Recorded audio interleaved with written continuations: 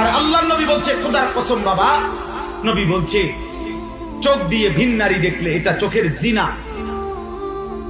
হাত দিয়ে কোন নারীকে ছুঁয়ে দিলে, যে নারী ছুঁয়ার অনুমতি নাই, এটা হাতের জিনা। কান দিয়ে কোন নারীর হারাম ভালোবাসার হারাম গল্প শুনলে এটা কানের জিনা। পাও দিয়ে কোন হারাম নারীর সাথে, কোন মেয়ের সাথে চলাফেরা করলে, হাঁটা চলা করলে এটা পায়ের জিনা।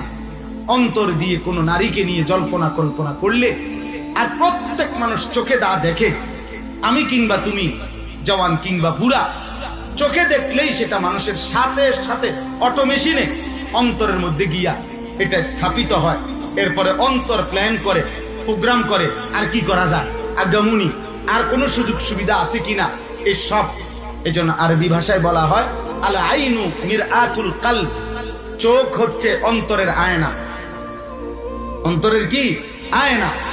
তাইলে এই অন্তর যদি নারীকে নিয়ে কল্পনা করে, তো এটা অন্তরের জিনা।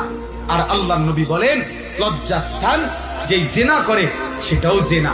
তাহলে চোখেরটাও জিনা, হাতেরও জিনা, কানেরও জিনা, চোখ আরে পায়েরও জিনা, অন্তরেরও জিনা, লজ্জাস্থানেরও জিনা।